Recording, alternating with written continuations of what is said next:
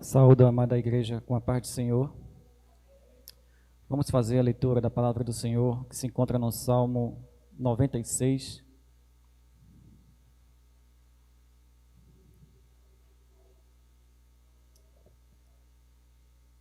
E diz assim a palavra do Senhor: Cantai ao Senhor um cântico novo, cantai ao Senhor todas as terras. Cantai ao Senhor, bendizei o seu nome, proclamai a sua salvação dia após dia. Anunciai entre as nações a sua glória, entre todos os povos, as suas maravilhas. Porque grande é o Senhor e muito digno de ser louvado, terrível mais que todos os deuses, porque todos os deuses dos povos não passam de ídolos. O Senhor, porém, fez os céus. Glória e majestade estão diante dele, força e formosura no seu santuário.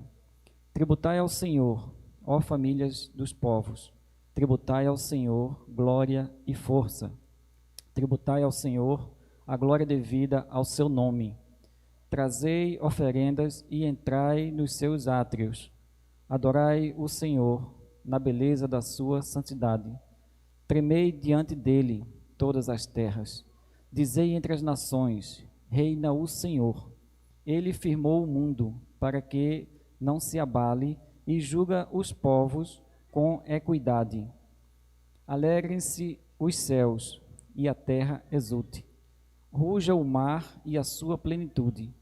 Folgue o campo e tudo o que nele há. Regozijem-se todas as árvores do bosque na presença do Senhor, porque vem julgar a terra. Julgará o mundo com justiça e os povos consoante a sua fidelidade. Bendito seja o nome do Senhor. Vamos louvar ao Senhor com os salmos e hinos. O 168.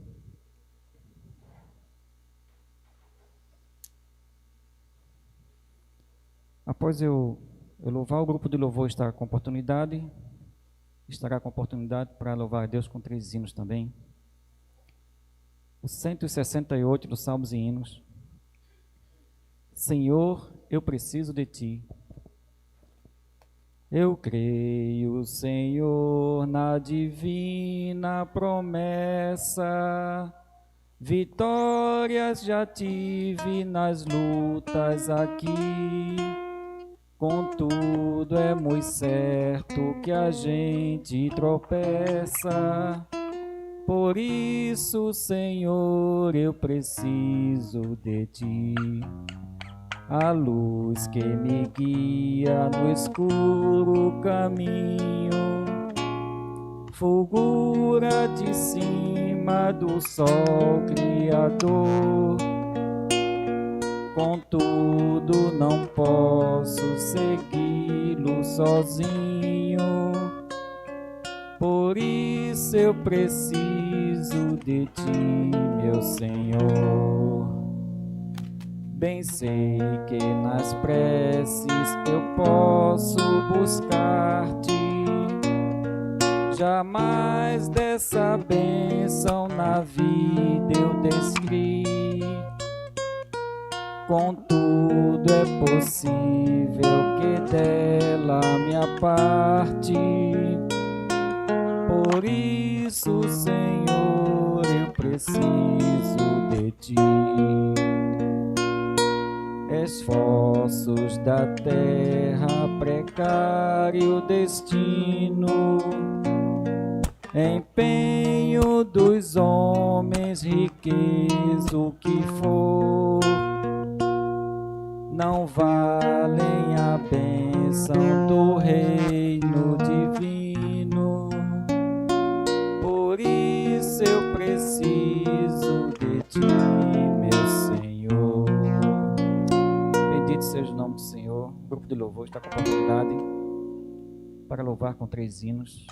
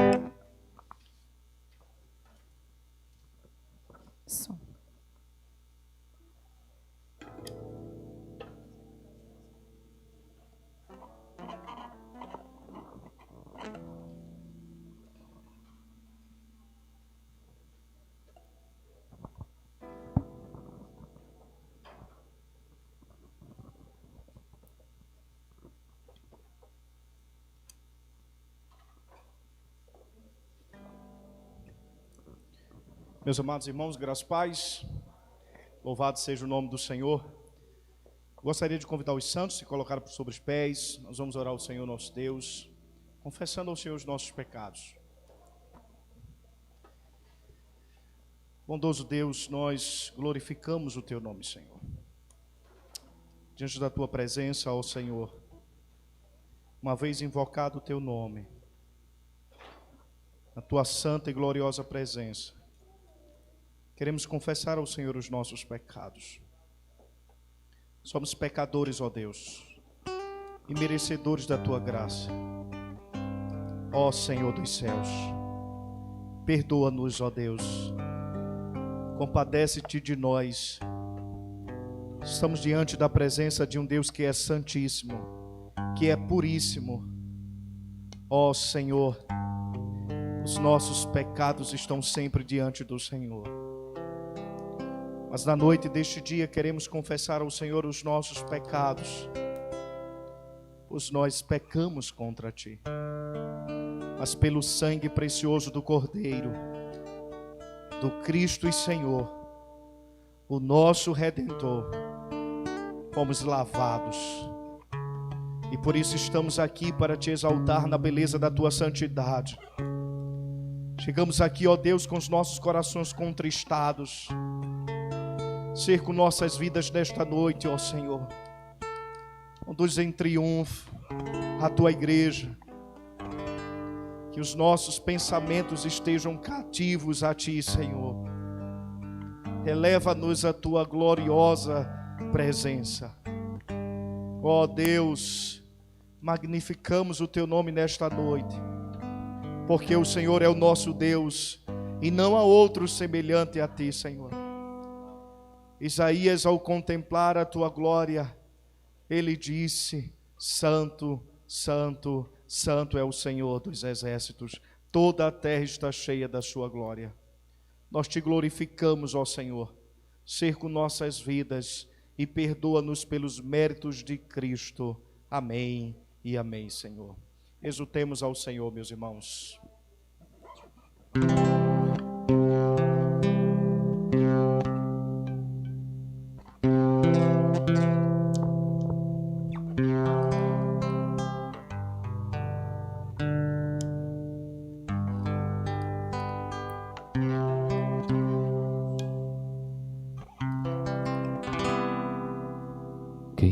Graça e paz, meus irmãos. Amém, meus irmãos. Bendito seja o nosso Deus. Vamos cantar ao nosso Deus. Nós estamos felizes, estamos diante da presença do nosso Senhor e Salvador Jesus Cristo. Portanto, alegremos-nos, né? Estamos na casa de Deus. Vamos entoar louvores ao nosso Deus.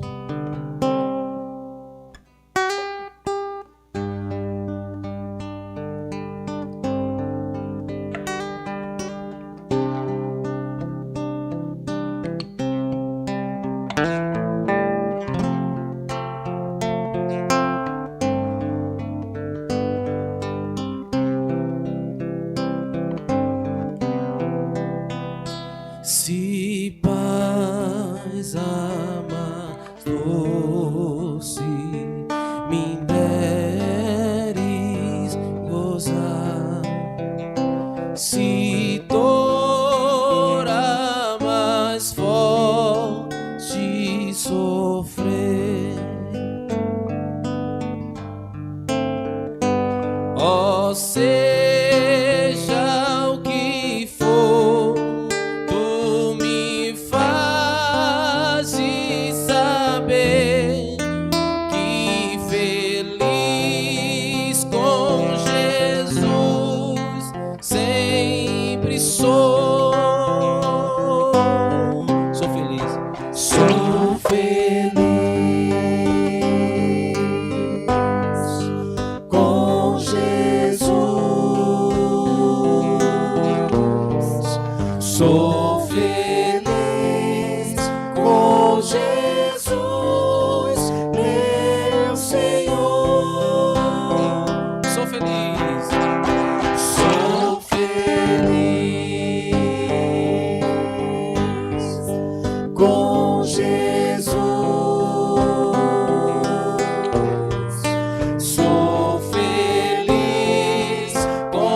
Jesus, meu Senhor.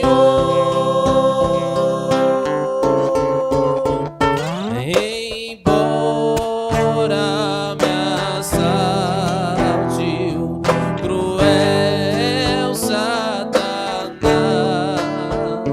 e ataques com vis tentações,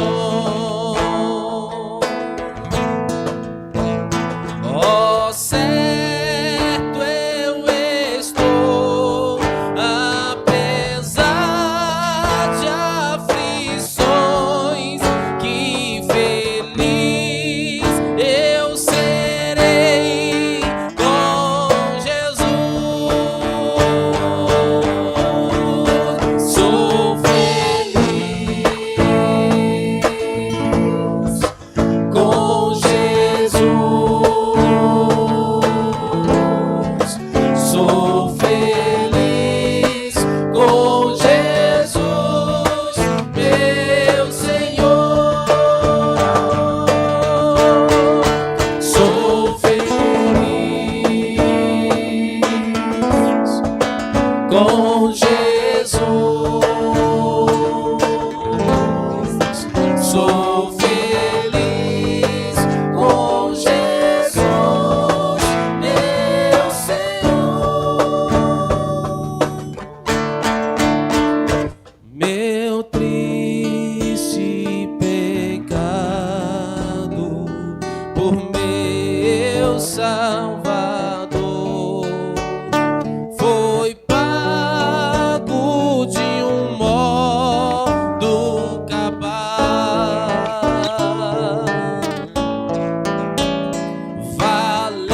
Valeu-me o Senhor, ó mercê sem igual. Sou feliz, graças dou a Jesus. Sou feliz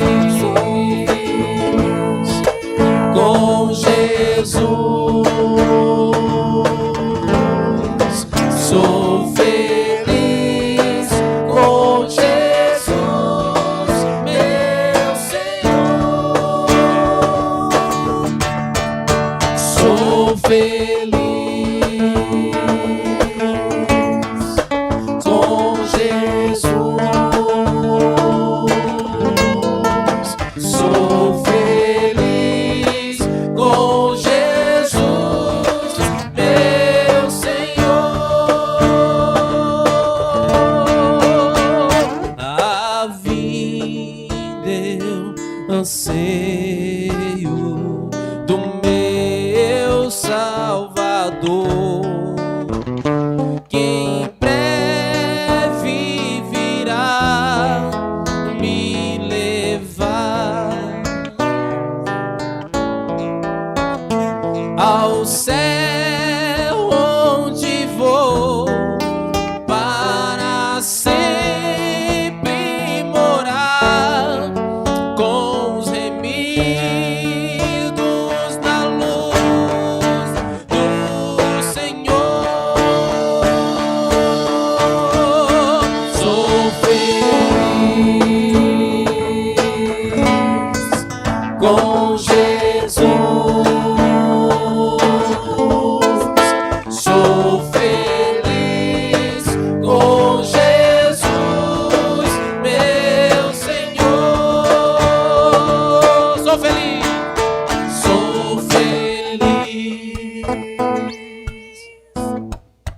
com Jesus. Sou feliz com Jesus, meu Senhor. Vamos cantar mais uma vez. Sou feliz. Sou feliz Bem forte. com Jesus. Sou feliz com Jesus, meu Senhor. Só mais uma. Sou feliz. Sou feliz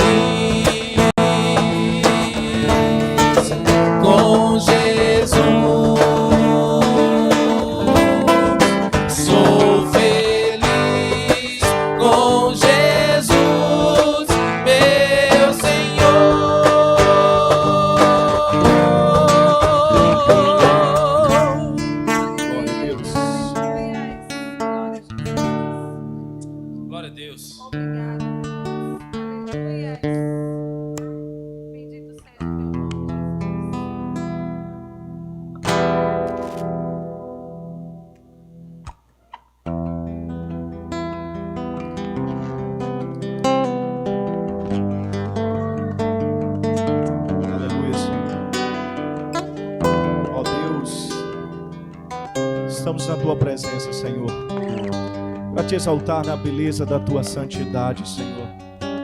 Este momento é um momento ímpar, Deus, e tudo o que temos queremos te ofertar nesta noite. É por isso que chegamos aqui, porque reconhecemos a tua soberania, o teu senhorio, a tua majestade. Não há outro que se compare ao Senhor. Tu és o eterno Deus, tu és o Senhor dos senhores, o Rei dos reis. Tu és sublime, tu és incomparável, tu és inigualável. Nunca houve e nunca haverá um Deus semelhante ao Senhor. É por isso que chegamos aqui, Senhor, para te exaltar, ó Deus, ó Senhor dos céus. Nós estamos aqui tão sedentos de ti. Vem, ó Deus, vem, ó Deus, enche este lugar. Meu desejo é sentir teu poder, teu poder.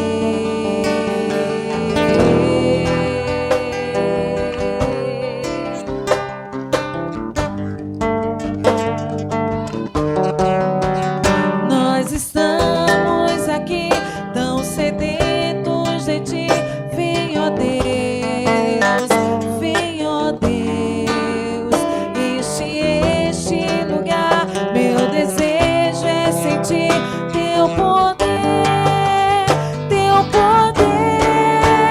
Então vem me incendiar. Meu coração é o teu altar. Quero ouvir o som do céu, tua glória contemplar.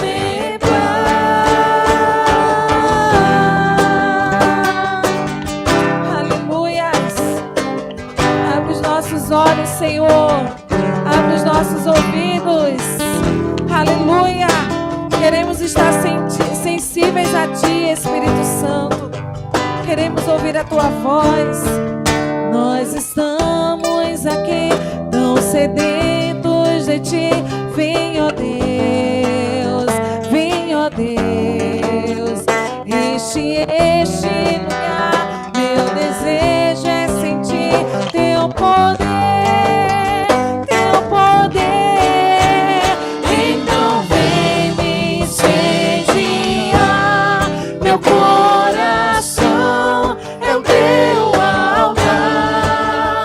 Quero ouvir o som do céu, tua glória contemplar.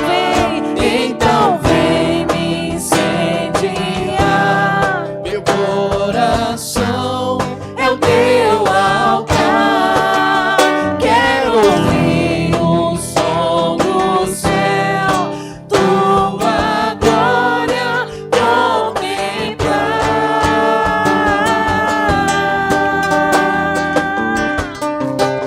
Aleluias.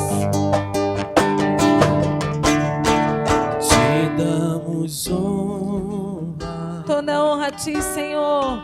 Te damos glória. Teu é o poder, para sempre. Amém. Te damos honra. Te damos glória. Teu é o poder, para sempre. Amém. Te damos toda honra, toda glória a ti, Senhor. Te damos glória. Teu é o poder, para sempre. Amém. Então vem me incendiar. Meu coração é o teu altar. Quero ouvir o som do céu, tua glória contemplar. Então vem me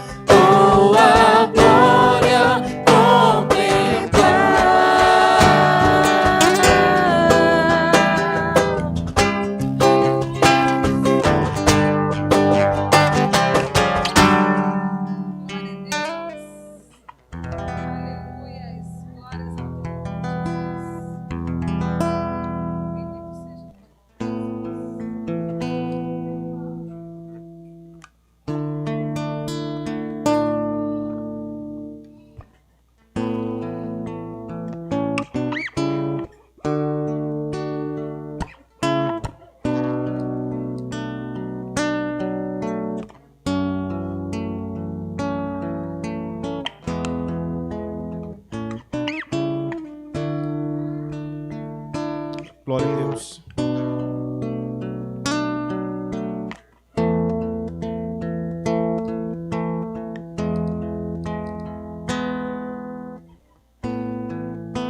Acima de tudo, acima de tudo,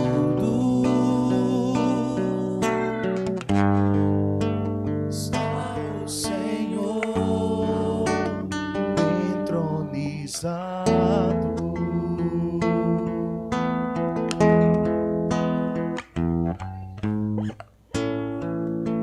Os anjos e os homens,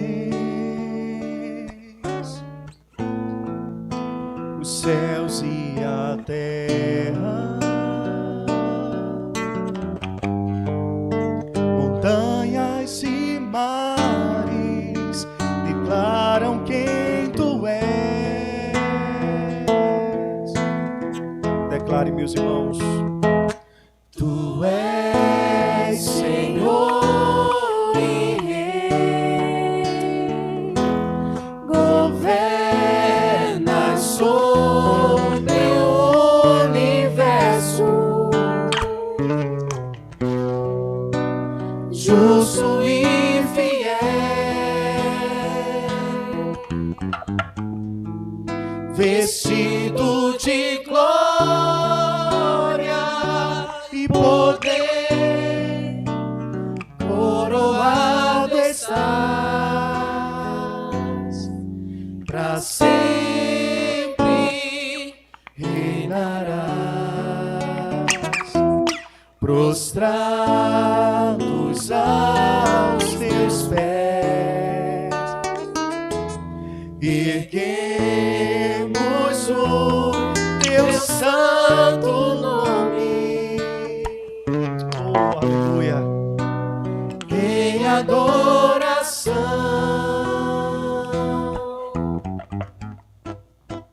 nos entregamos a ti. Toma o teu lugar e habitas entre nós,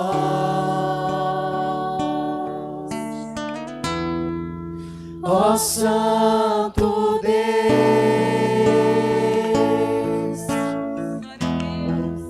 ó Santo Deus, Santo Deus. acima, acima de tudo, Acima de tudo está o Senhor entronizado.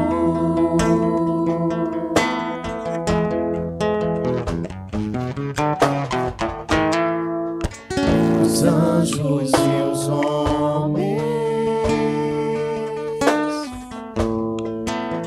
os céus e a terra,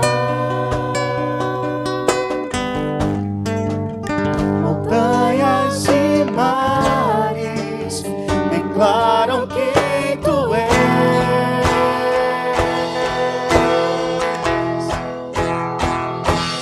Tu és Senhor e Rei, governas sobre o universo, justo e fiel,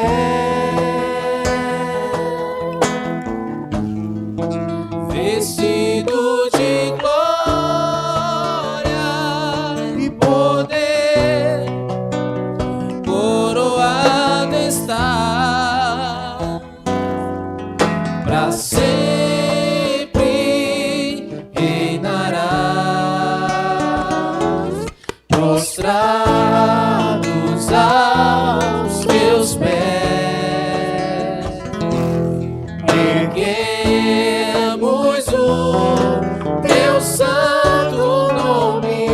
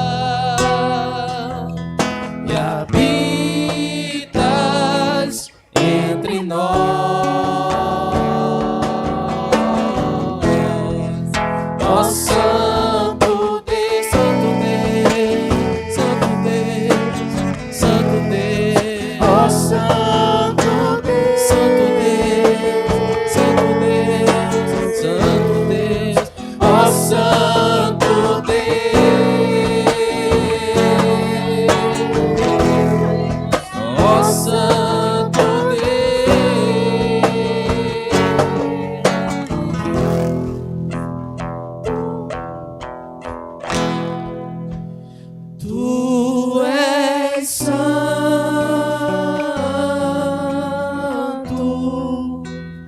tu és santo,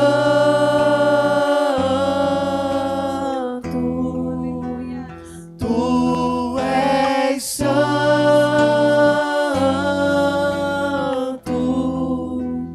tu és santo.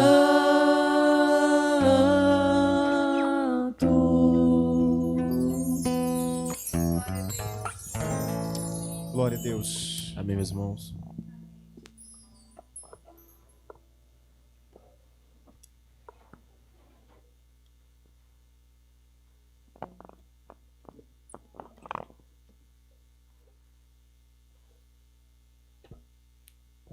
Bendito seja o nome do Senhor.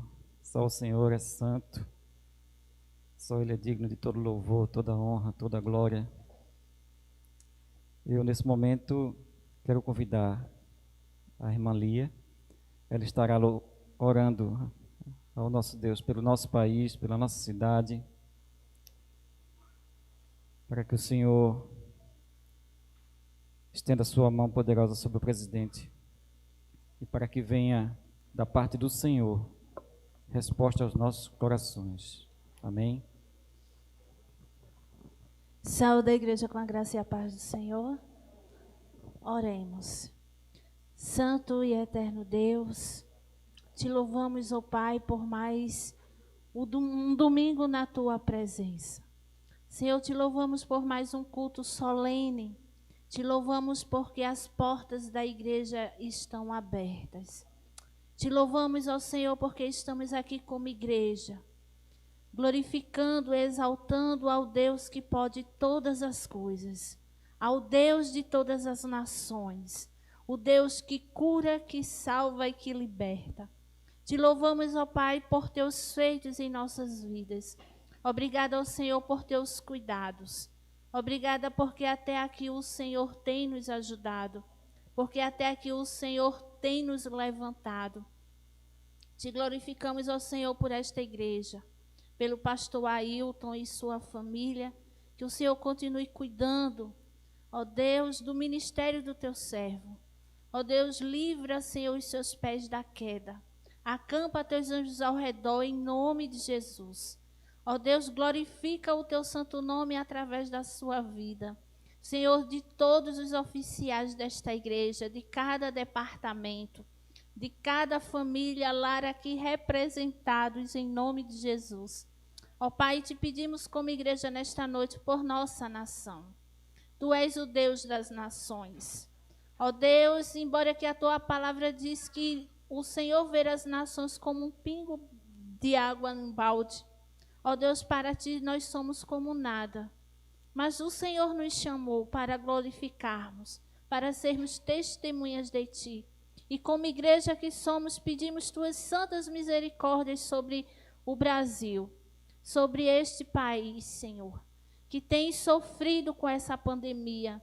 Ó Deus, visite a economia brasileira, visite o presidente e toda a sua equipe. Visite, Senhor, os três poderes. Ó Pai amado, visita com a tua misericórdia. Pai amado, entra com salvação naquele lugar, em nome de Jesus. Senhor, te glorificamos porque sabemos que tudo ocorre de acordo com a tua vontade. Apesar de olharmos para a condição da nossa nação, sabemos que tudo está dentro da mais perfeita vontade do Senhor. Ó Deus de amor, pedimos tua direção.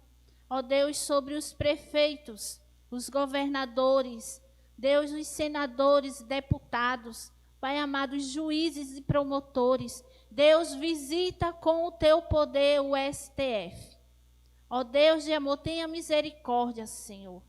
Quantas decisões erradas, ó Deus, porque eles não conhecem a ti, o juiz dos juízes, aquele que toma as decisões e não erra nunca.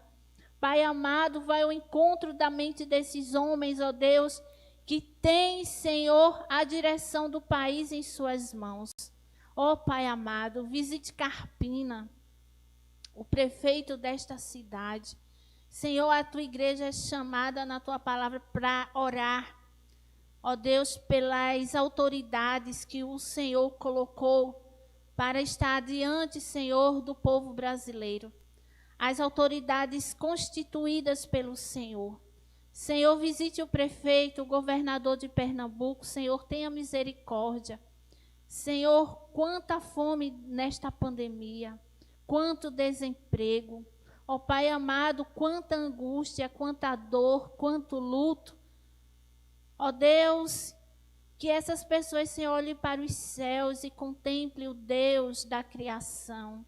O Deus que cura, o Deus que salva, o Deus que liberta, o Deus que consola, o Deus que carrega no colo.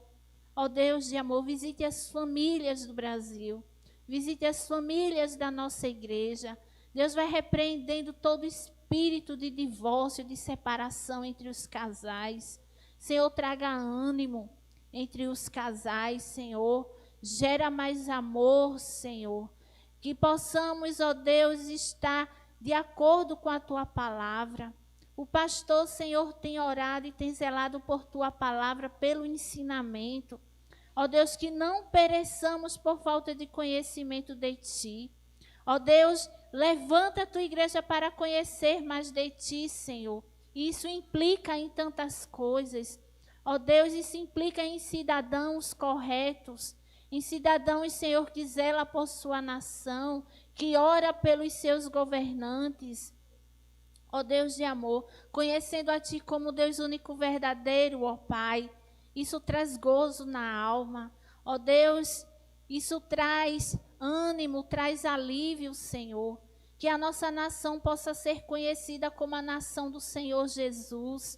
Ó Deus, vai repreendendo todo espírito de prostituição.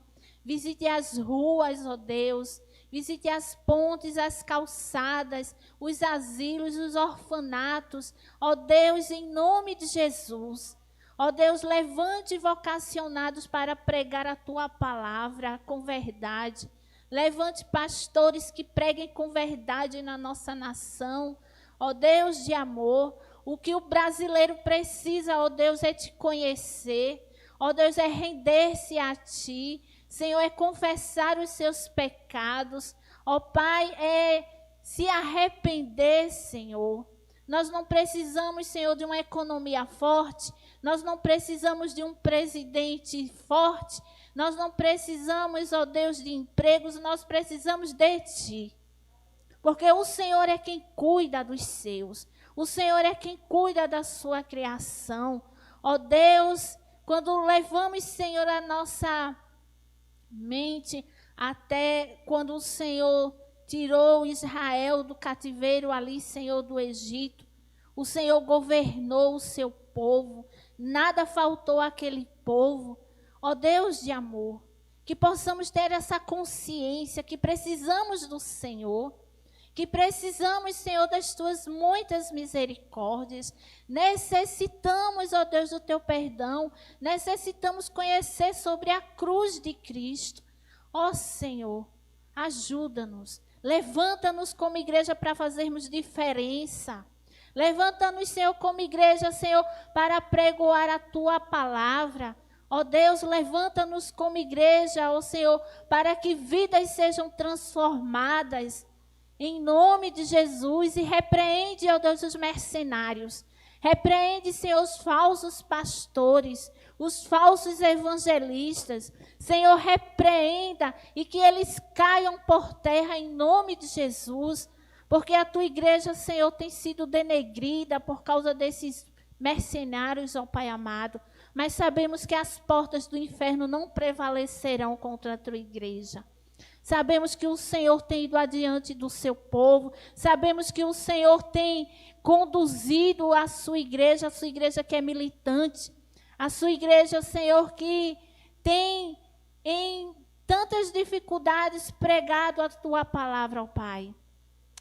Ó Deus, derrama da Tua glória sobre a nossa nação. Que em meio a essa pandemia, essa dificuldade, essas enfermidades, tantas coisas acontecendo, que possamos ver a Tua glória, que possamos ver, Senhor, o Teu poder. Senhor, assim Te oramos como igreja nesta noite. Em nome de Jesus, amém. Amém. Eu convido nesse momento o presbítero Jaelson. Ele estará louvando a Deus com um hino, nos Salmos e Hinos.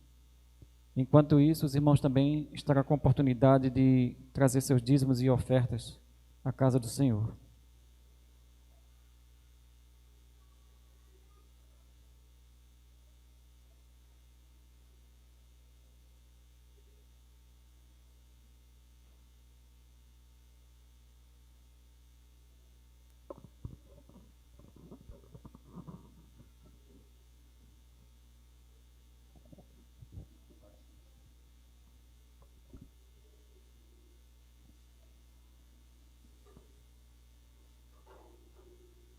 Paz do Senhor, meus irmãos. Iremos, neste momento, louvar a Deus. Se você tem salmos e hinos, abra comigo. Salmos e hinos, página 514.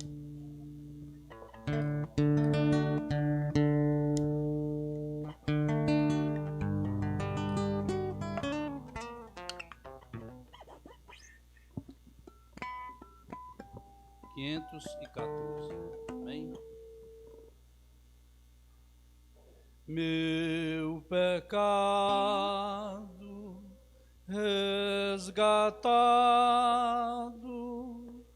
foi na cruz por teu amor, e da morte triste sorte me livraste tu, Senhor. Vem, inflama, viva chama em meu peito, bem sem fim, pois te adora quem te implora. Ó Jesus, habita em mim. Se hesitante, vacilante, ouço a voz do tentador. Tu me guias, auxilias e me tornas vencedor. Vem, inflama, viva chama em meu peito, bem sem fim, pois te adora quem te implora. Ó Jesus, habita em mim. Redimida, só tem vida a minha alma em teu amor. Com apreço reconheço quanto devo a ti, Senhor. Vem, inflama, viva chama em meu peito, bem sem fim, pois te adora quem te implora. Ó Jesus, habita em mim. Amém, meus irmãos? Louvado seja Deus. Que o Espírito Santo de Deus habite em nossos corações. Bendito seja o nome do Senhor. Eu quero nesse momento convidar o diácono Eu esqueci o nome dele.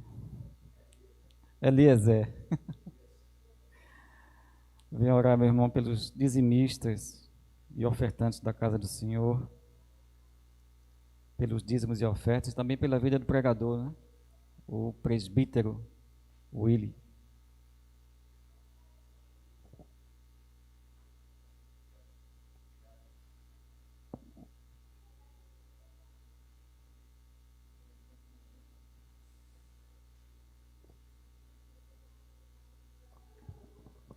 Saúde a igreja com a graça e a paz do Senhor Jesus Cristo. Peço que a igreja fique sobre os seus pés. Além de orar pelos dízimos e ofertas pelo pastor, também quero fazer uma oração pela nossa irmã Angelita, a esposa do diácono Rivaldo, agora presbítero, que ela se encontra muito enferma. Está num processo muito difícil.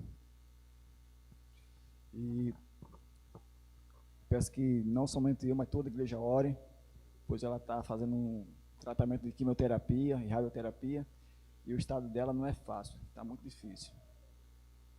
Peço que todos orem. Santo e eterno Deus, Pai de misericórdia, louvado e agradecido seja teu santo e maravilhoso nome, bendizendo o teu nome por esta oportunidade de estarmos aqui, Senhor, na tua casa. Quero, Senhor, primeiramente pedir perdão pelos meus pecados, por nossos pecados, porque bem sei, Senhor, que quando tu olha para nós, tu vê o sangue do teu Filho derramado na cruz do Calvário sobre nossas vidas.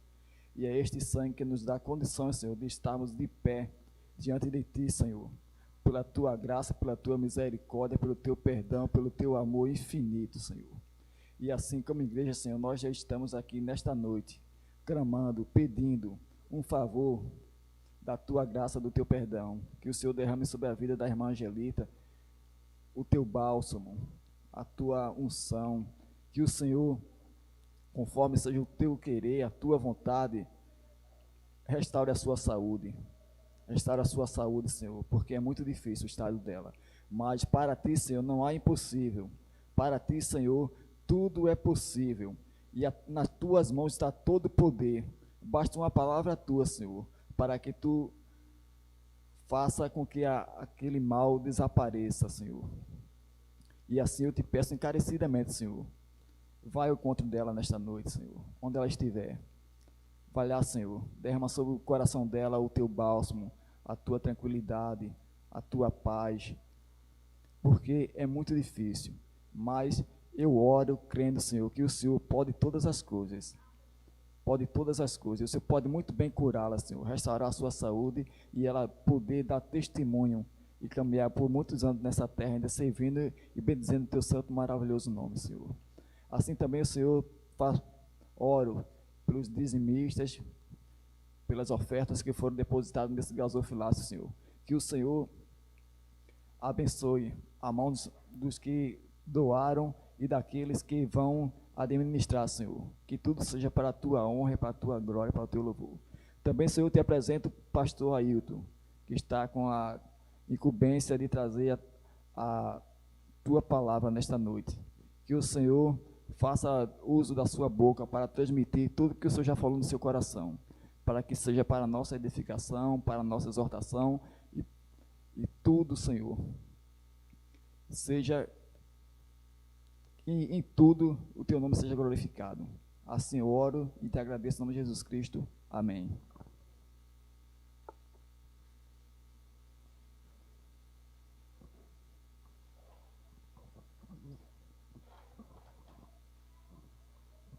Graças e paz, meus irmãos. Louvado seja o nome do Senhor Jesus. Nesta noite está conosco o presbítero Willy Chandler, presbítero na Igreja Congregacional da Estância, do pastor Ivan Marinho. Veio passar o final de semana com a sua segunda família, né? Sua namorada Beatriz.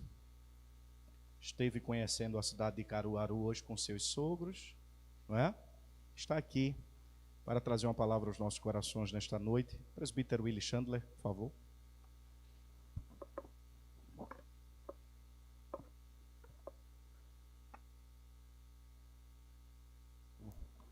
Amados irmãos, a graça, a misericórdia e a paz da parte do nosso Deus e do Senhor Jesus Cristo. Motivo de grande alegria poder estar mais uma vez aqui com os irmãos, poder estar cultuando ao Deus de toda a glória com os irmãos. Convido você desde já a abrir a Sagrada Escritura no livro do Êxodo, capítulo 14.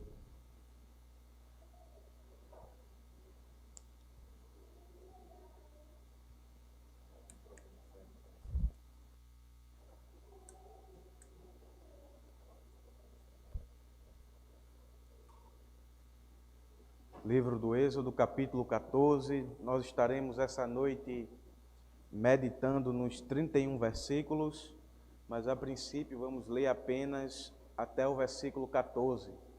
E conforme progredimos na exposição, vamos lendo o restante do texto. Amém, meus irmãos? Assim diz a palavra. Então falou o Senhor a Moisés, dizendo: Fala aos filhos de Israel que voltem e que se acampem diante de Piairote, entre Migdol e o mar, diante de Baal-Zefon.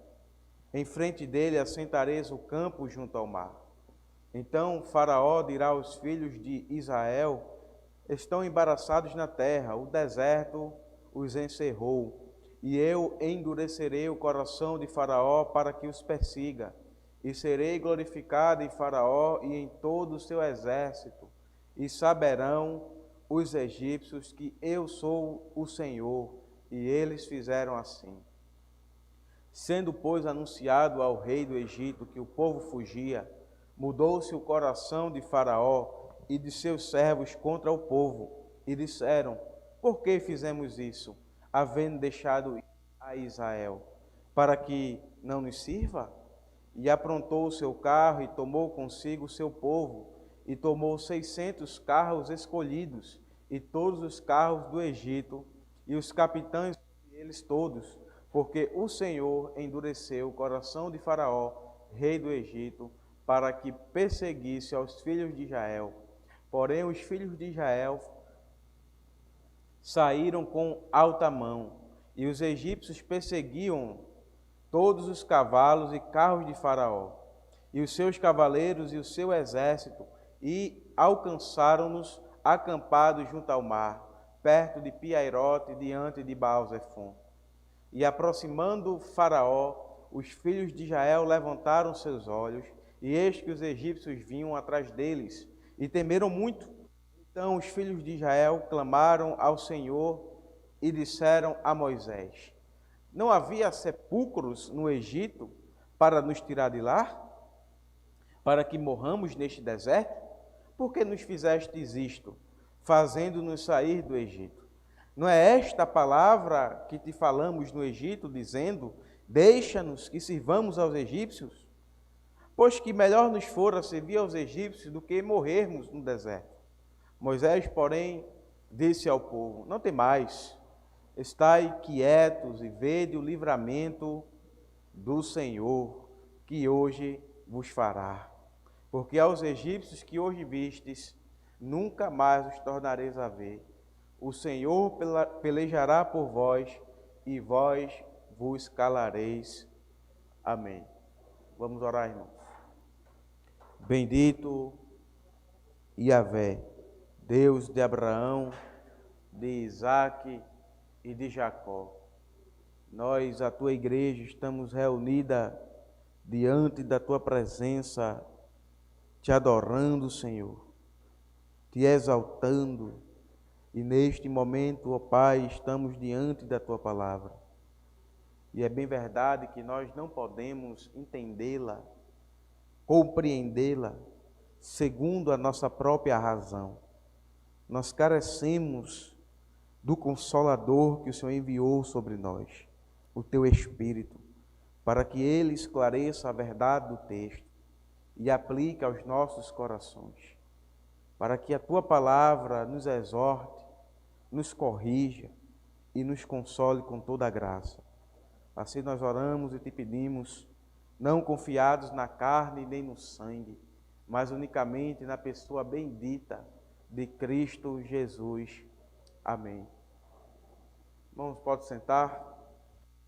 Esta noite eu gostaria de meditar com os irmãos a respeito do seguinte tema: a importância da palavra de Deus em tempos caóticos. O texto que nós acabamos de ler nos revela o que estava acontecendo com o povo de Deus após eles terem saído da terra do Egito.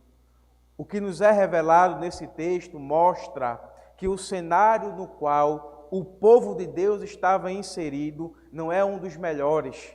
O povo se encontra em um contexto caótico, de caos. Há pelo menos 3 coisas presentes que nos ajudam a entender o motivo do povo de Deus estar em um ambiente caótico. Há pelo menos 3 tipos de caos que o povo está sendo submetido aqui neste momento, nesta passagem. Primeiro é o caos circunstancial, aí no versículo 3 ao 9, que nos é dito que Faraó, que havia deixado o povo de Israel partir do Egito, passou a ir novamente atrás do povo de Israel para voltar a escravizá-los ou até mesmo matá-los ali no deserto. E há pelo menos 3 razões para isso. Primeiro, o caminho trilhado pelo povo de Israel no deserto levou a Faraó a crer que eles estavam perdidos. Eles saem da terra do Egito, eles vão para Piairote e eles acampam diante de Baal-Zefon. Como é que eles estão saindo do Egito e eles estão indo parar diante de um mar? O Faraó acha, eles se perderam. Eles estão embaraçados. O deserto os confundiu. Então essa é uma das razões porque Faraó se levanta para ir atrás do povo, porque ele achou que o deserto havia encerrado. Segundo, Faraó é persuadido a ir atrás de Israel para que voltassem a servir ao Egito. É interessante porque quando Faraó ele tem notícia qual é o caminho que o povo de Israel está seguindo, os servos deles, não foi para isso que tu deixaste este povo partir, para que eles não nos sirvam? Então nós podemos entender aqui que Faraó ele quer novamente escravizar o povo de Israel. Então isso é mais uma razão, mas há uma terceira razão, e essa terceira razão é a principal que nós devemos, como Igreja do Senhor, nos ater. É que Deus queria ser glorificado em Faraó e em seu exército. O que Faraó estava fazendo, irmãos, era justamente a vontade de Deus, para que Deus triunfasse gloriosamente sobre aquele tirano rei. Mas a verdade é que, independente das razões, uma coisa é certa: a ida de Faraó atrás do povo de Israel os colocaria em um caos circunstancial. Deus havia acabado de libertar o povo e agora esta liberdade que eles nem tinham ainda gozado, eles ainda estavam saindo da terra do Egito. Eles ainda estavam indo para o lugar que adorar a Deus no deserto, lá em Horebe, como Deus havia dito a Moisés que ele faria. Então eles não haviam ainda gozado dessa liberdade, eles ainda estavam indo para Horebe.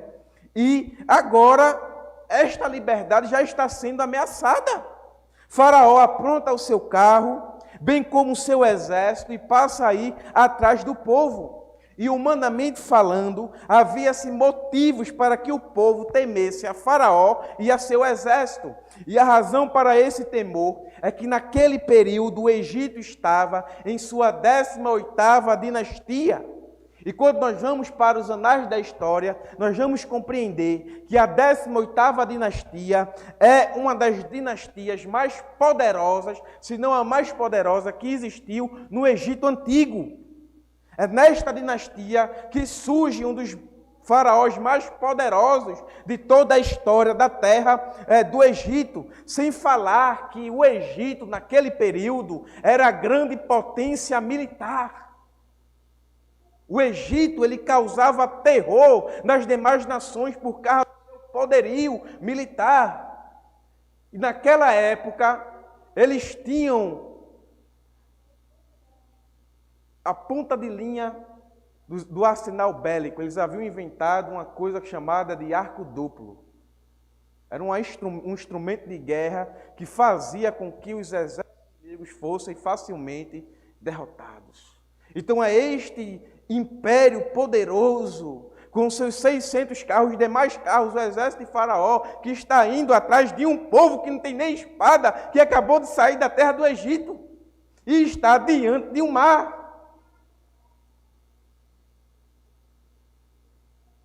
E como se não bastasse, nos é informado que esse poderoso exército alcança o povo de Israel, que estava acampado diante de Baal-Zefon. Então o povo está em um caos circunstancial. A circunstância do povo é uma circunstância desfavorável. Ora, eles estavam libertos, mas agora a liberdade deles está sendo ameaçada. Só que quando nós olhamos para o texto que nós lemos, nós vamos perceber que este caos circunstancial, ele conduz o povo a outro tipo de caos, o caos de incredulidade. É o que podemos ver aí nos versículos 10 ao 12. Quando o povo vê a sua liberdade e sua vida ameaçados por causa das circunstâncias negativas que estão a lhes rodear, prontamente a sua fé é levada a um estado de caos. O texto nos diz que diante de tudo, daquele cenário, o povo clama a Deus. Isso está aí no versículo 10, no finalzinho. Israel clamaram ao Senhor. Só que, meus irmãos, logo após eles clamarem ao Senhor, esse povo se levanta em rebelião contra Moisés. Note que já há aqui uma inconsistência na fé desse povo. No versículo 10, eles clamam ao Senhor, mas a partir do versículo 11, eles começam agora uma rebelião contra Moisés. Moisés, por que tu nos tiraste do Egito? Não haviam sepulcros lá? Você trouxe a gente para aqui para morrer. Nós não dissemos a você que era melhor nós ficarmos lá servindo a Faraó, servindo aos egípcios? O povo que estivera por longos 420 anos debaixo do chicote do Egito e que fora liberto com mão poderosa do Egito e que recebeu a garantia de que o Senhor Deus lhes tiraria dali, os conduziria à terra prometida, a Abraão, a Isaque e a Jacó, agora está questionando Moisés e pondo o caráter de Deus em dúvida. O fato é que Deus havia dito que os libertaria, mas mesmo assim o povo, por causa de uma circunstância desfavorável, caiu no pecado da incredulidade. O que Deus havia dito àquela nação, àquele povo? Recordemos o que diz Êxodo, capítulo 6, versículo 2 ao 8. Falou mais Deus a Moisés e disse: eu sou o Senhor, eu apareci a Abraão, a Isaque e a Jacó como o Deus Todo-Poderoso, mas pelo meu nome, o Senhor, não lhes fui perfeitamente conhecido, e também estabeleci a minha aliança com eles para lhes dar a terra de Canaã, a terra de suas peregrinações, na qual foram peregrinos, e também tenho ouvido o gemido dos filhos de Israel, aos quais os egípcios fazem servir, e lembrei-me da minha aliança. Portanto, diz aos filhos de Israel: eu sou o Senhor que vos tirei de debaixo das cargas dos egípcios, e vos livrarei da servidão, e vos resgatarei com braço estendido e com grandes juízos, e eu vos tomarei por meu povo e serei vosso Deus, e sabereis que eu sou o Senhor vosso Deus, que vos tiro de debaixo das cargas do Egito. E eu vos levarei à terra, acerca da qual levantei minha mão, jurando que daria a Abraão, a Isaque e a Jacó, e vos-la darei por herança. Eu, o Senhor. O povo havia ouvido estas palavras da parte de Deus. Deus disse em alto e bom som para aquele povo, não havia dúvida, não havia falha na comunicação daquilo que Moisés entregou a eles, que os libertaria e que além da liberdade que lhes daria uma terra para eles habitar. E a garantia disso tudo estava no próprio Deus, que havia prometido isso aos patriarcas. É interessante porque quando Deus vai ao encontro de Abraão e ele faz uma promessa a Abraão, Deus, ele jura por seu próprio nome. Quando nós vamos aqui para Êxodo capítulo 6, nós vemos Deus fazendo a mesma coisa. Eu vou fazer tudo isto, porque eu, o Senhor, disse. Então, quando o povo questiona a Moisés, eles estão pondo o caráter de Deus à prova. Não somente isto, mas aquele povo viu a manifestação da mão de Deus para os libertar através das 10 pragas que o Senhor enviou para o Egito. O povo viu Deus cumprindo o que lhes prometera. Deus disse que iria tirar eles do Egito e Deus tirou, irmãos. Mas mesmo assim, diante da situação que estavam, caíram no pecado da incredulidade. E a razão para isso se encontra no povo que diante do caos não consegue enxergar os atos redentores de Deus, pois os seus olhos estavam nas circunstâncias e não no Deus das circunstâncias. Todos nós aqui estamos propensos a passar por momentos de caos. Todos nós aqui estamos propensos a sairmos do nosso conforto. E quando este dia chegar, irmãos, e ele vai chegar, não tenha como dúvida isso. O dia mau ele vem, ele chega na vida dos servos do Senhor.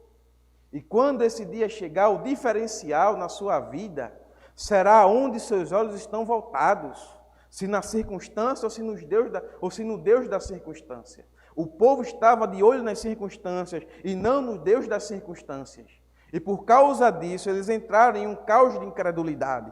O fato é que, diante de contextos caóticos, podemos cair no mesmo pecado que este povo caiu no deserto.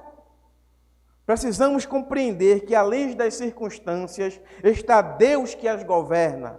Precisamos crer nisto e o texto nos ajuda, pois note que todo o caminho percorrido pelo povo foi ordenado por Deus. Versículo 1 e 2. Foi Deus que mandou o povo ir para Piairote, entre Midigol e o mar, diante de Baal-Zefon. O povo, irmãos, estava no centro da vontade de Deus.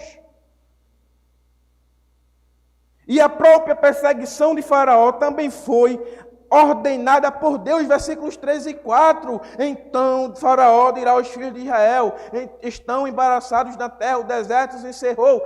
Deus dizendo aqui: e eu endurecerei o coração de Faraó, para que os persiga, e serei glorificado em Faraó e todo o seu exército. Irmãos, quem é o Deus da circunstância? É Deus. Deus está governando. Nada que está acontecendo com o seu povo naquele momento era algo que é improvável. Era o acaso, mas era a vontade de Deus se revelando. Deus está no controle de tudo, mas o nosso coração é tão tendencioso para o pecado que muitas vezes nós esquecemos disto. É por isso que nós precisamos pastorear os nossos corações, para não tirarmos os olhos de Deus e pormos nas circunstâncias. Nossos corações precisam descansar nesta verdade, pois de outra sorte o pecado da incredulidade nos abraçará. Mas infelizmente, ainda há uma terceira coisa que torna esse cenário, que o povo está em um cenário caótico. É um caos de divindade. Leia comigo o versículo 2. Veja. Fala aos filhos de Israel que voltem, que acampem diante de Piairote, entre Migdol e o mar, diante de Baal-Zefon. As Escrituras nos dizem que o povo estava acampado diante de Baal-Zefon. E na mitologia daquela época, Baal-Zefon era a divindade do Mar Vermelho. Baal-Zefon não é um lugar, irmãos. Baal-Zefon é uma divindade. A divindade atribuída para o Mar Vermelho. E eu gostaria de mostrar aqui o motivo disto, colocar o povo em caos. Precisamos nos lembrar que o povo estivera por 420 anos na terra do Egito. Um povo totalmente pagão. voltada à idolatria. Lá o povo fora infectado com um sistema de culto e divindades do Egito. Um exemplo disso é o caso do bezerro de ouro, onde os israelitas festejaram da mesma forma que os pagãos festejaram, lá em Êxodo 32. Moisés se demora sobre o monte, recebendo a revelação da parte de Deus. O povo procurarão a este Moisés que nos tirou da terra do Egito. Nós não sabemos o que lhe aconteceu. Faz-nos deuses que vão adiante de nós. Arão manda o povo trazer o ouro, ele funde com um buril lá, o ouro, trabalha o ouro com um buril e sai dali um bezerro de ouro. E o povo sacrifica, o povo traz ofertas pacíficas, o povo come, bebe, festeja, levanta-se a folgar diante daquele bezerro. Pouco tempo depois do povo sair da terra do Egito, o povo está cultuando da mesma maneira que os pagãos cultuavam. E isso, irmãos, era a influência do paganismo egípcio que ainda estava no coração dos israelitas. O texto de Êxodo 32, aquela questão da adoração ao bezerro de ouro, nos mostra que, mesmo após o povo sair da terra do Egito e já ter recebido a lei de Deus, eles ainda tinham uma mentalidade pagã. Isso em Êxodo 32. Agora, imaginemos esta mentalidade pagã em Êxodo 14. Eles nem haviam ainda recebido a revelação da parte do Senhor. Na mente daquele povo, eles não estavam apenas diante do Mar Vermelho, eles estavam diante de Baal-Zefon. E por conta dessa mentalidade, o pecado da incredulidade é intensificado no povo. E note que Deus já havia destruído o panteão egípcio com as 10 pragas. É interessante isso, porque cada praga que Deus envia sobre a terra do Egito é Deus destruindo um deus do panteão egípcio. Por exemplo, quando Deus ele torna as águas em sangue ali no rio Nilo, ele estava destruindo o Deus do rio Nilo. Quando, por exemplo, ele manda densas trevas sobre a terra do Egito, ele estava destruindo o Deus Sol que o Egito adorava. Então, cada praga é um ataque a uma divindade e Deus mostrando superior sobre esta divindade. É Deus destruindo a cosmovisão pagã da nação israelita e colocando a verdadeira cosmovisão de que Ele é o Senhor soberano.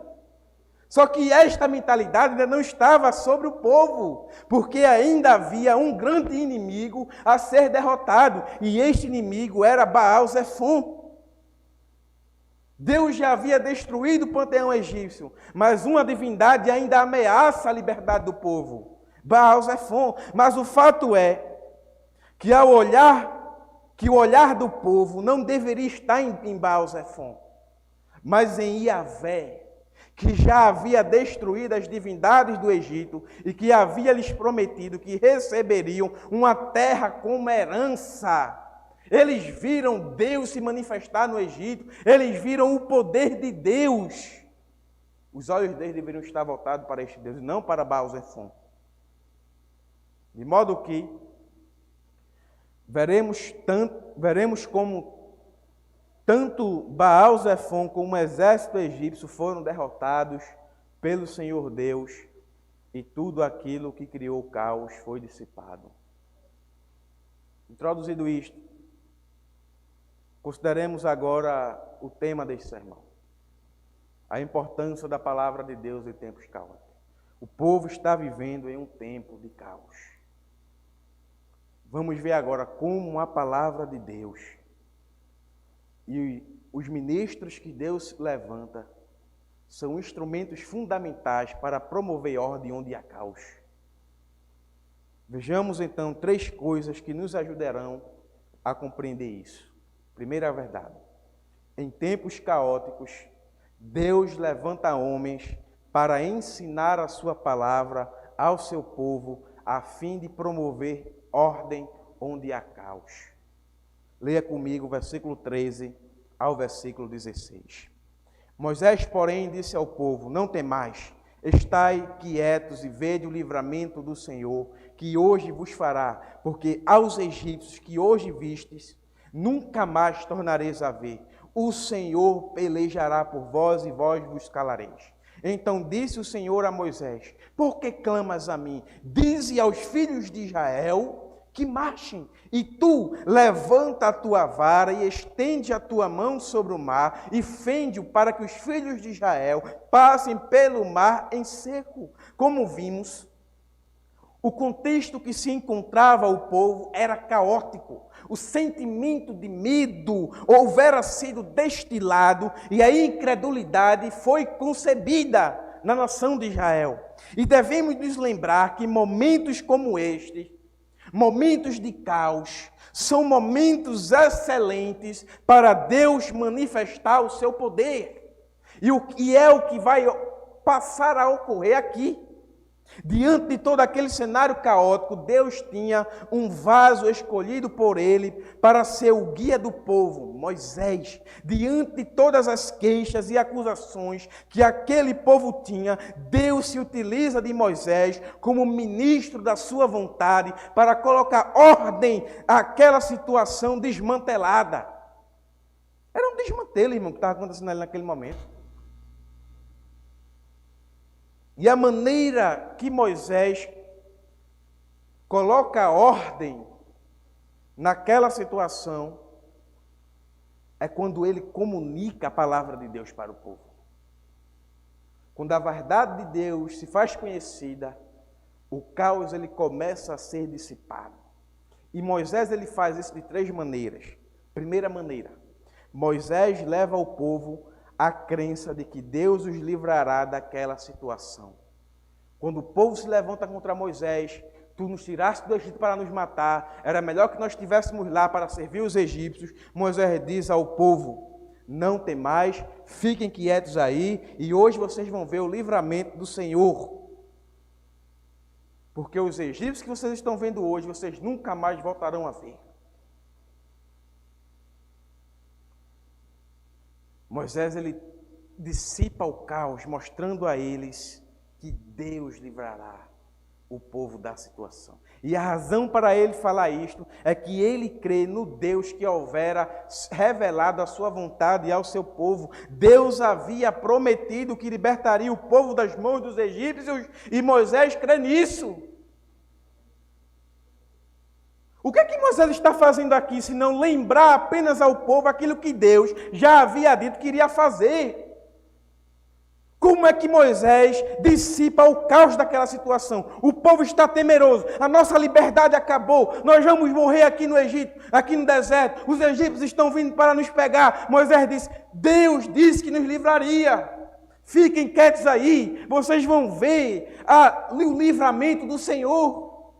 Ele comunicou a verdade, ele comunicou a palavra. Mas há uma segunda maneira. Moisés leva o povo à crença de que Deus os livrará da situação, porque é o próprio Deus que está pelejando pelo povo. Versículo 14: o Senhor pelejará por vós, e vós vos calareis. Quem houvera dito que tiraria o povo do Egito era Iavé Sabaote, Senhor dos exércitos é o seu nome. Ele já havia demonstrado isso nas 10 pragas que ele enviou. O Deus que controla a criação é interessante porque nós podemos ver nas 10 pragas o controle criacional de Deus. Deus está governando a criação, irmãos. E Ele tem a capacidade de livrar o povo do Egito. Não apenas controla a criação, como também controla o coração de Faraó. Porque o que Faraó estava fazendo era porque Deus havia endurecido seu coração. Tudo estava no controle dele. Deus estava armando o palco da sua vitória sobre os egípcios, irmãos. Terceira maneira, Moisés instruiu o povo o que eles devem fazer. Versículo 15. Então disse o Senhor a Moisés: por que clamas a mim? Diz ao povo de Israel que marche. Moisés ele comunica esta verdade ao povo. Os irmãos começam a compreender como a palavra de Deus ela é importante para trazer ordem ao caos. Porque a palavra de Deus traz direcionamento, irmãos. Ela traz ordem. Onde há dúvida, onde há incredulidade, a palavra de Deus traz fé, traz certeza. Aonde há temor, a palavra de Deus nos traz a certeza de que Deus está governando todas as coisas. E quando não há direcionamento, quando tem Baal Zefon diante de nós, quando tem um mar intransponível, Deus diz como nós devemos andar. Marchem. A palavra de Deus ela é importante. Para melhor compreendermos isso, o que está escrito aí no versículo 15, diz aos filhos de Israel que marchem. Se faz necessário olharmos para o texto original, o hebraico, pois ele nos ajudará a melhor compreendermos o que Moisés fez com aquele povo naquele momento tão perturbador. Para isso, tentarei fazer uma tradução literal do versículo 15. Seria mais ou menos assim: por que clamas a mim, Moisés? Não, por que clamas para mim? Instrui para o povo e se ponha a caminho.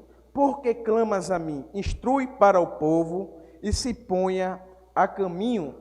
O texto aqui nas nossas traduções tem: por que clamas a mim? Diz aos filhos de Israel que marchem. Mas quando nós olhamos para o original, fica mais ou menos assim: por que clamas para mim? Instrui para o povo e se põe a caminho. Analisemos então duas palavras importantes nesse versículo. A palavra dize, no hebraico, significa discurso ou instrução. Ou seja, o que está acontecendo aqui é Deus mandando Moisés ensinar o povo o que eles devem fazer. Moisés deveria conduzir o povo por meio da instrução divina. Note que não é um anúncio, não é que nem um carro do ovo que passa na rua de manhã cedo dizendo ovo e diz o preço lá. Não é o carro do ovo que diz ali. É uma instrução. É Moisés parando e dizendo ao povo: é assim. Não é algo geral que pega, quem não pega fica sem saber. Mas é algo racional, que está indo de encontro à razão daquele povo. Está ensinando aquele povo. Então, quando Deus diz, Deus está dizendo: Moisés, instrua o povo. E qual é a instrução que Deus dá para o povo? Que eles marchem. Só que a palavra marchar, que se encontra em nossas tradições, no hebraico, significa viajar, empreender uma viagem ou se colocar a caminho. Essa palavra, marchar, lá no original, nassá, ela era utilizada quando o povo desarmava as suas tendas, que o povo vivia peregrinando, né? Ou o santuário, o tabernáculo, para ir para outro lugar. E no hebraico, essa palavra, ela está no imperfeito. O que é isso? Ela pode indicar uma ação que não foi concluída, ou indica uma ação que ainda está acontecendo, ou uma ação contínua. Portanto, Deus está mandando Moisés instruir o povo a caminhar continuamente além do Mar Vermelho. Mas como assim? O mar está diante deles e eles vão caminhar para o Mar Vermelho? Irmãos, o que Deus requer de nós é apenas a obediência. O resto Ele faz. Se Deus diz para o povo caminhar em direção ao Mar Vermelho, se a instrução de Deus é caminho para o mar, é isso que eu estou mandando, é isso que nós devemos fazer.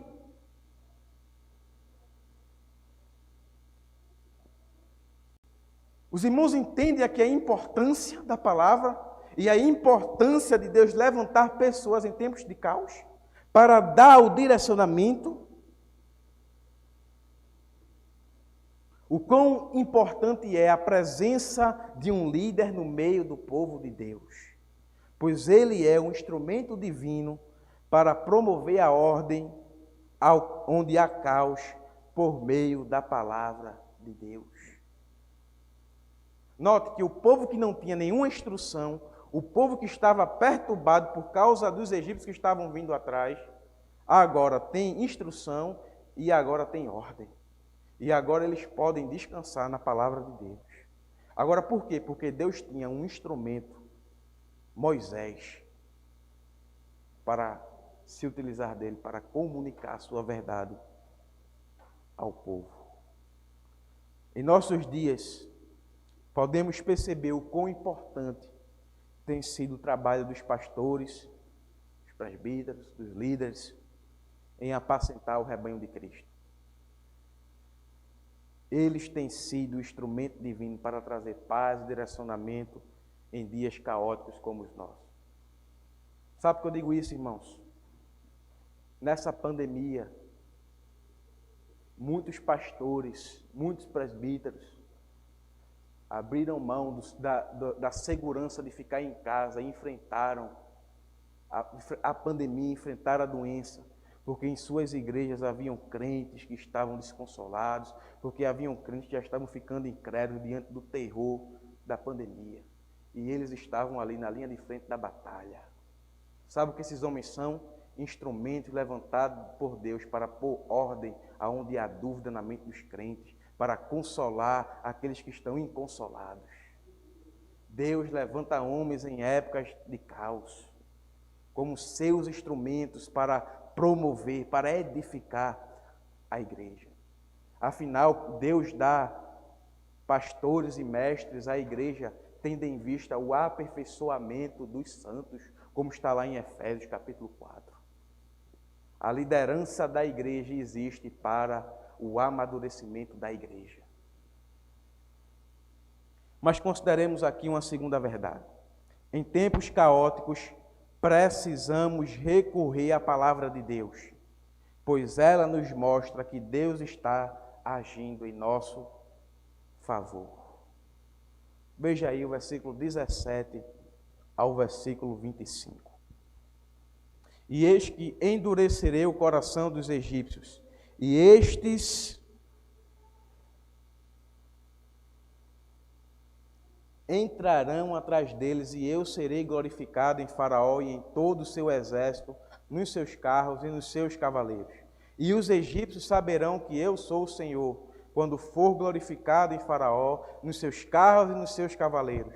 E o anjo de Deus que ia diante do exército de Israel se retirou e ia atrás deles. Também a coluna de nuvem se retirou de diante deles e se pôs atrás deles. E ia entre o campo dos egípcios e o campo de Israel, e a nuvem era trevas para aqueles e para estes clareava a noite, de maneira que em toda a noite não se aproximou um do outro. Então Moisés estendeu a sua mão sobre o mar, e o Senhor fez retirar o mar por um forte vento oriental toda aquela noite.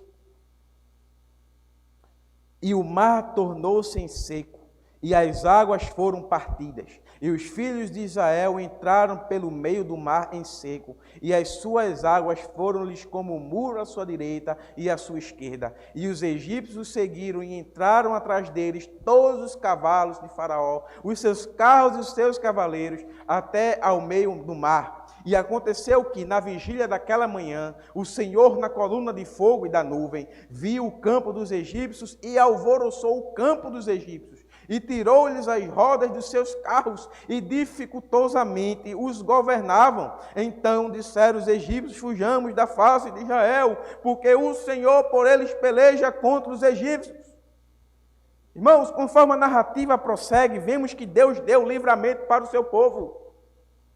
Precisamos nos lembrar de passagens como estas, pois elas reconfortam nossos corações. Humanamente falando, a situação que encontrava o povo de Israel, eu já falei aqui, era totalmente desfavorável para eles. Diante deles estava Baal-Zefon e logo atrás Faraó com seu poderoso exército. Com os olhos humanos, a única coisa que podemos pensar é que não havia escapatória para este povo, que a derrota era certa. Mas é aqui que podemos aprender um ensinamento muito importante. Os momentos onde nos encontramos totalmente despidos de esperança, são o palco perfeito para Deus se manifestar como todo-poderoso de nossas vidas, para refrigerar nossas almas. Quando o povo está despido de esperança, Deus se utiliza de Moisés para dar esperança ao povo. E o que vemos é Deus se manifestando como o Senhor dos exércitos, batalhando em prol do seu povo. Diante do povo estava o Mar Vermelho, Baal-Zefon, com as suas águas intransponíveis, mas no trono dos céus está aquele que governa Baal-Zefon, que governa toda a criação e faz aquele bendito Baal-Zefon retroceder, e o povo passa a caminhar entre o Mar Vermelho a pés enxutos. Os irmãos compreendem que no relato, Deus está governando a criação, Deus está governando a natureza, Deus controla o fogo, a coluna de nuvem, é Deus que faz soprar um vento oriental para que as águas do mar se abram. Então Deus está governando todas as coisas, irmãos. Quando o povo estava sem esperança, a esperança do povo se manifesta. E a esperança do povo não é Mar Vermelho se abrindo, a esperança do povo não é o vento soprando, a esperança do povo não é coluna de nuvem, a esperança do povo é Deus agindo em seu favor. Precisamos lembrar que o Deus que socorre o seu povo é o Deus Todo-Poderoso, para o qual não há impossíveis. Lembremos da verdade lá de Isaías, capítulo 40, versículo 12 ao 18. Veja o poderio do nosso Deus, quem mediu na concha da sua mão as águas, e tomou a medida dos céus aos palmos, e recolheu numa medida o pó da terra, e pesou os montes com peso e os outeiros em balança. Quem guiou o Espírito do Senhor, ou como seu conselheiro ensinou, com quem tomou ele conselho, que lhe desse entendimento, e lhe ensinasse o caminho do juízo, e lhe ensinasse conhecimento, e lhe mostrasse o caminho do entendimento. Eis que as nações são consideradas por ele como a gota de um balde e como o pó miúdo das balanças. Eis que ele levanta as ilhas como uma coisa pequeníssima. Nem todo o Líbano basta para o fogo, nem os seus animais bastam para holocaustos. Todas as nações são como nada perante ele. Ele as considera menos do que nada e como uma coisa vã. A quem, pois, fareis semelhantes a Deus? Ou quem o comparareis? Irmãos, quem é Baal-Zefon? Quem é Faraó e todo o seu exército diante do Deus Todo-Poderoso que faz todas essas coisas? Precisamos recordar constantemente dessas verdades para que nos dias maus não venhamos entrar em desespero. Sabe por que muitas vezes entramos em desespero? Porque nós esquecemos que o nosso Deus é o Deus soberano que governa sobre todas as coisas. Precisamos que nossas mentes estejam inundadas com a certeza de que Deus, de alguma maneira, a nós desconhecida, está agindo em nosso favor. Afinal, está na própria Escritura de que todas as coisas contribuem para o bem daqueles que são filhos de Deus, que são chamados segundo o seu propósito. Precisamos trazer à memória aquilo que Isaías diz, aquilo que nos dá esperança, conforme o profeta Jeremias diz, pois senão seremos abatidos diante do terror do caos. Lembremos que Deus controlou até mesmo as engrenagens dos carros do exército de Faraó para prover o socorro do seu povo, fazendo com que todos eles perecessem ao Mar Vermelho. Irmãos, aqui está aquilo que Deus disse no começo do capítulo 14, que seria glorificado diante de Faraó e do seu exército. Tudo estava no controle do Senhor. Precisamos recordar dessas coisas. Lembremos dos eventos do Êxodo, em como Deus manifestou diversas vezes para socorrer o seu povo. Quando o povo estava debaixo do chicote, Ele os libertou. Quando estavam em perigo de morte, Ele os livrou. Quando estavam com sede, Ele os saciou. Quando estavam com fome, Deus deu-lhes de comer. Quando estavam errantes no deserto, Ele lhes fez descansar em uma terra que manava leite e mel. Deus estava cuidando do seu povo do começo ao fim. Precisamos meditar nestas coisas. E o caminho para isso é recorrermos às Escrituras para contemplarmos grandiosos feitos do Senhor em prol do seu povo. Está em dúvida? Está abatido? Está em incredulidade? Leia a Escritura. Leia a Escritura. A grande tragédia da igreja moderna é que ela procura consolo, direcionamento em práticas e em métodos que não estão na Escritura. O consolo e o direcionamento que a igreja precisa, que sempre precisou e que sempre precisará, está na revelação dada por Deus, a Escritura.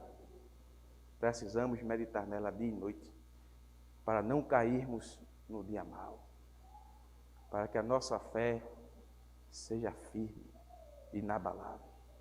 Mas há uma terceira e última coisa que eu quero ver com os irmãos. Em tempos caóticos, não podemos nos esquecer dos mandamentos da palavra de Deus, pois a obediência a eles traz a bênção de Deus sobre o seu povo. Versículo 22, depois 26 ao 31. E os filhos de Israel entraram no meio do mar em seco, e as águas foram-lhe como um muro à sua direita e à sua esquerda. Versículo 26. E disse o Senhor a Moisés: estende a tua mão sobre o mar, para que as águas tornem sobre os egípcios, sobre os seus carros e sobre os seus cavaleiros. Então Moisés estendeu a sua mão sobre o mar, e o mar retornou à sua força ao amanhecer. E os egípcios, ao fugirem, foram de encontro a ele, e o Senhor derrubou os egípcios no meio do mar. Porque as águas, tornando, cobriram os carros e os cavaleiros de todo o exército de Faraó, que os haviam seguido no mar, nenhum deles ficou. Mas aos filhos de Israel foram pelo meio do mar, e as águas foram-lhe como um muro à sua mão direita e à sua esquerda. Assim o Senhor salvou a Israel naquele dia da mão dos egípcios. Israel viu os egípcios mortos na praia do mar. E viu Israel a grande mão que o Senhor mostrara aos egípcios. E temeu o povo ao Senhor, e creu no Senhor e em Moisés, seu servo. Aqui neste trecho do texto, vemos quais foram as consequências da obediência do povo de Deus. Quando o povo estava ameaçado pelos egípcios, Deus providenciou um escape para eles. Atravessem o mar. Deus se utilizou de Moisés para instruir o povo qual deveria ser o seu procedimento. Moisés conduz o povo a atravessar o Mar Vermelho, o povo atravessa. No versículo 22, vemos que o povo está sendo obediente às instruções de Moisés, que eram instruções divinas. Em meio ao caos, foi requerido do povo de Deus a obediência em seu procedimento. Notemos que foi Deus que se utilizou da coluna de nuvem, foi Deus que se utilizou do vento oriental, foi Deus que abriu o Mar Vermelho, foi Deus que destruiu as rodas dos carros dos egípcios, foi Deus que endureceu até mesmo o coração de Faraó, mas foram os israelitas que atravessaram o Mar Vermelho. Não foi Deus que atravessou o mar, irmãos, foi os israelitas. Deus fez todas as coisas, menos atravessar o mar, porque atravessar o mar não era prerrogativa divina, era prerrogativa do povo. Ou seja, Deus está agindo em prol do seu povo, mas isso não quer dizer que o seu povo é isento de responsabilidade. Se o povo desobedecesse as instruções de Moisés, certamente eles teriam perecido nas mãos dos egípcios e novamente teriam se tornado escravos. O caminho da bênção do Senhor é o caminho da obediência. Deus disse: caminhe continuamente. Se o povo não caminha em direção ao Mar Vermelho e eles ficam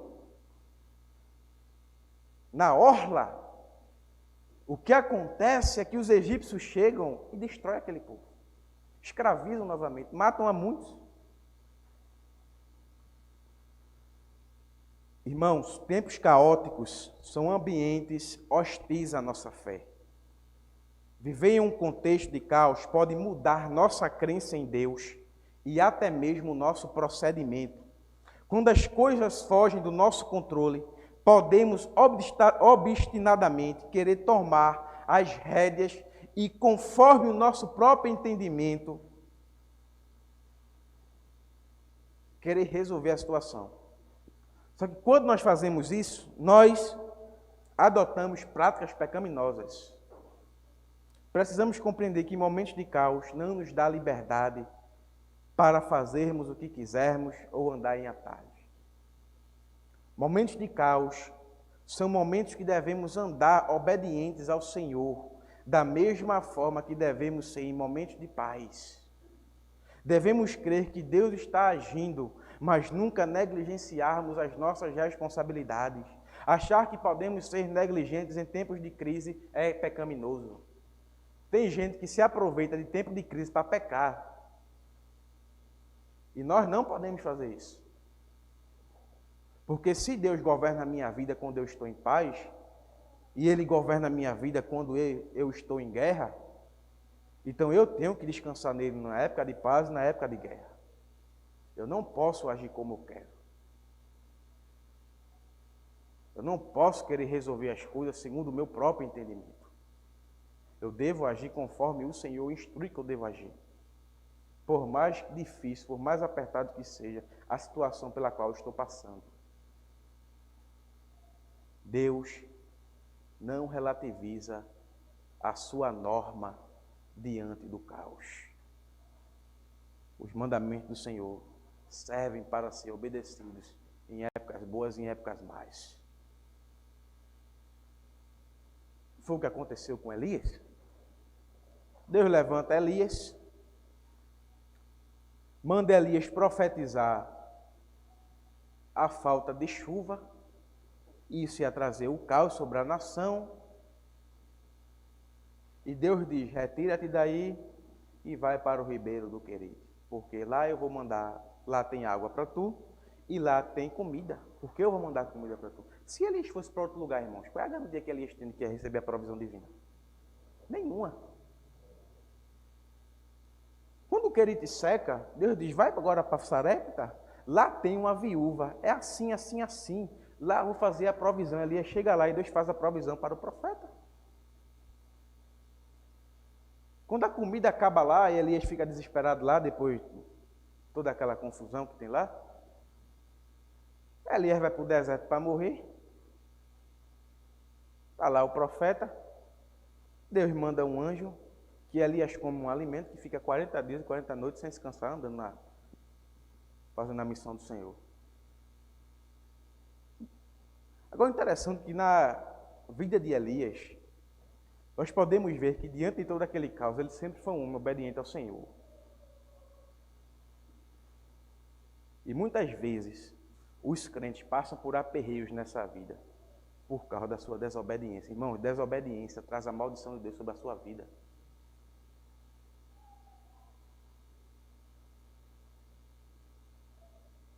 Eu me lembro do ano de 2014, quando a Polícia Militar de Pernambuco entrou em greve. A região metropolitana do Recife virou um cenário de caos. As pessoas saíram para saquear, derrubavam as portas das lojas, roubavam tudo que tinha dentro das lojas. Não tinha polícia para controlar, para pôr a ordem. E o mais assustador de tudo aquilo é que eu vi muitos crentes roubando geladeira, televisão, ar-condicionado, eletrodoméstico à toa. Bastou um momento de caos para que aquilo que se chama cristandade relativizasse os mandamentos do Senhor e vivesse numa prática de pecado. Momentos de caos não nos dá o direito de vivermos no pecado. O fato é, quando olho para esse texto, que o povo obedeceu a Deus e Deus destruiu os seus inimigos. A bênção de Deus estava sobre os israelitas, pois eles obedeceram ao Senhor. Deus pelejou pelo seu povo, pois eles estavam no centro da sua vontade. Mais na frente, lá no Êxodo 23, versículo 20 ao 22, Deus vai dizer o seguinte para o seu povo: eis que eu envio um anjo diante de ti, para que te guarde pelo caminho e te leve ao lugar que tenho te preparado. Guarda-te diante dele e ouves a sua voz, e não provoques a ira, porque não perdoará a vossa rebeldia, porque o meu nome está nele. Mas se diligentemente ouvires a sua voz e fizeres tudo o que eu disser, então serei inimigo dos teus inimigos e adversário dos teus adversários. Quando o povo está no Sinai, Deus está dizendo: eu tenho um anjo. E esse anjo era a própria pessoa da divindade, era o próprio Cristo, uma cristofania, que iria adiante do povo. E este anjo daria a vitória ao povo, mas era necessário que o povo vivesse em obediência, ouvisse o que aquele anjo tinha a lhes dizer. É interessante porque aqui em Êxodo, nós temos a presença deste anjo, o mesmo que Deus diz em Êxodo 23, que vai adiante e que está condicionando a bênção, a obediência. Veja aí, versículo 19, 20, 24 ao 25. E o anjo de Deus que ia diante do exército de Israel se retirou e ia atrás deles. Também a coluna de nuvem se retirou de diante deles e se pôs atrás deles. E ia entre o campo dos egípcios e o campo de Israel. E a nuvem era trevas para aqueles e para estes clareava a noite, de maneira que em toda a noite não se aproximou um do outro. E aconteceu que na vigília daquela manhã, o Senhor na coluna do fogo e da nuvem viu o campo dos egípcios e alvoroçou o campo dos egípcios e tirou-lhes as rodas dos seus carros e dificultosamente os governavam. Então disseram os egípcios: fujamos da face de Israel, porque o Senhor por eles peleja contra os egípcios. Quem pelejou, irmãos? Não foi o povo, foi o anjo do Senhor que estava diante deles. Por quê? Porque o povo obedeceu à voz do Senhor.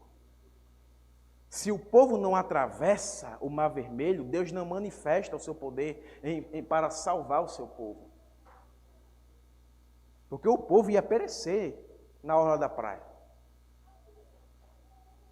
Então os irmãos entendem que soberania divina não nega, não anula a nossa responsabilidade diante da lei dele, daquilo que ele revela que nós devemos fazer. Precisamos compreender diante disto que está sendo dito, que a maneira de Deus guerrear em favor do seu povo é andando em conformidade com este, quando este está em obediência. Foi Deus que pelejou pelos israelitas, foi Deus que destruiu os egípcios, mas foi o povo que obedeceu ao Senhor. É interessante, e alguém pode dizer que isso não se aplica a nós, mas se aplica, irmãos. O que muda do período que Deus faz isso com o seu povo para os nossos dias é apenas a maneira em que a guerra é travada. No período do Antigo Testamento, a guerra do povo de Deus era uma guerra física. Requeria que os israelitas se juntassem para a batalha, saíssem à guerra. Tinha esse aspecto físico, aquilo que nós conhecemos como a teologia da guerra santa.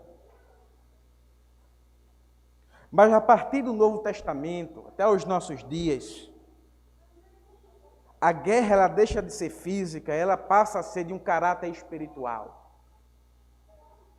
Agora deixe-me dizer uma coisa. Não importa se a guerra é de caráter físico ou de espiritual, Deus age em favor do seu povo e a obediência que era requerida na época da guerra física é a mesma da guerra espiritual. Para nós compreendermos essa ideia da guerra espiritual, nós temos que ir lá para Efésios capítulo 6, versículo 11 ao 18. Veja que agora a igreja não precisa mais desembanhar suas espadas e derramar o sangue dos inimigos dela, das nações vizinhas. O que a igreja agora precisa é ouvir aquilo que Paulo está dizendo aos Efésios.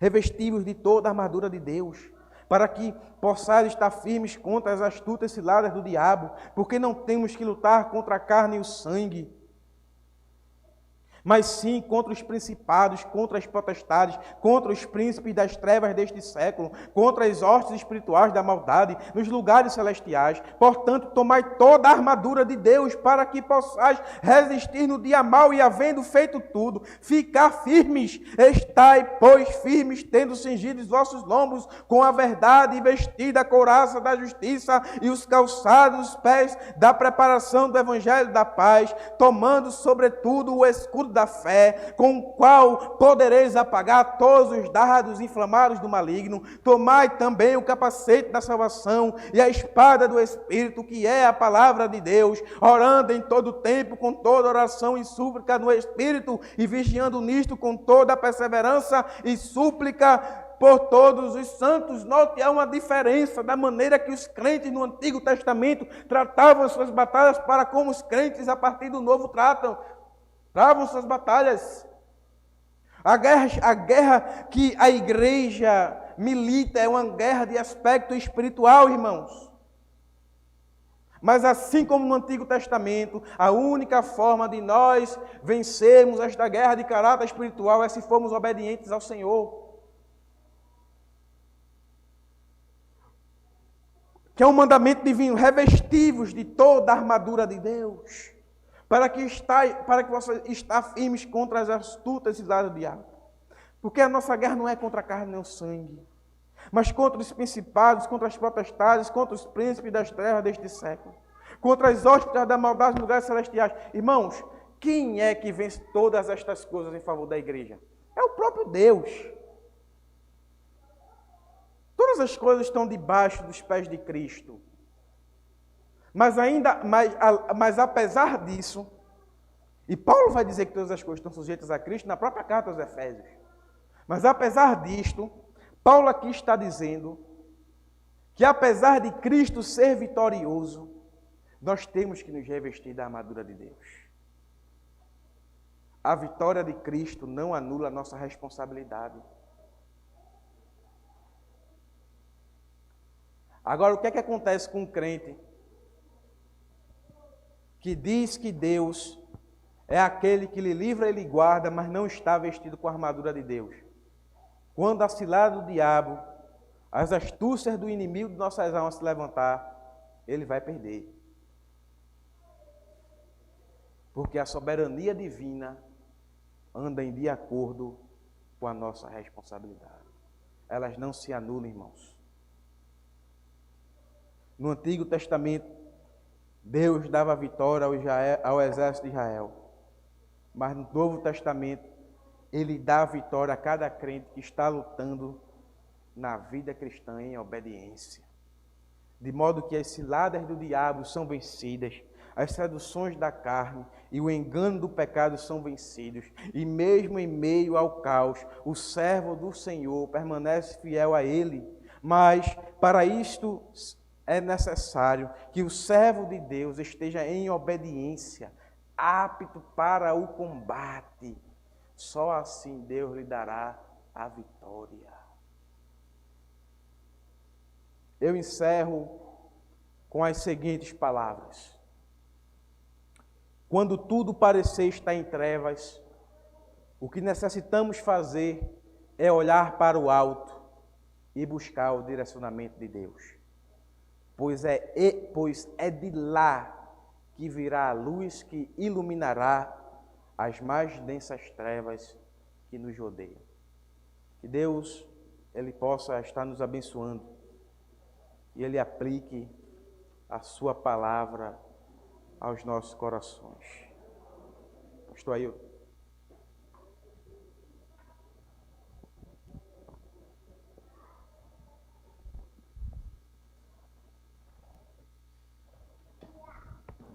Em Joana Bezerra, tinha um irmão que congregava conosco, por nome de Paulo. Quando eu terminava a pregação, ele me procurava e dizia: depois não digam que Deus não falou. Amém, meus irmãos? Em dia de caos, Deus levanta os seus ministros para falar ao seu povo. Em dias de caos, o Senhor provê os meios necessários para que nos livremos deles. Em dias de caos, o Senhor requer de nós obediência. Obedeçamos ao Senhor, meus irmãos. Que o Senhor nos ajude a aplicarmos esta palavra nos dias que estejamos enfrentando o caos. Amém, meus irmãos? Obrigado, presbítero Willy, por esta palavra. Que o Senhor continue abençoando sua vida. E case logo, não demore muito não. Venha-se embora para Carpina. Já tem a terra, né, tia Flávia, para construir a casa, né? Já tem, né? Tem, tá tudo pronto.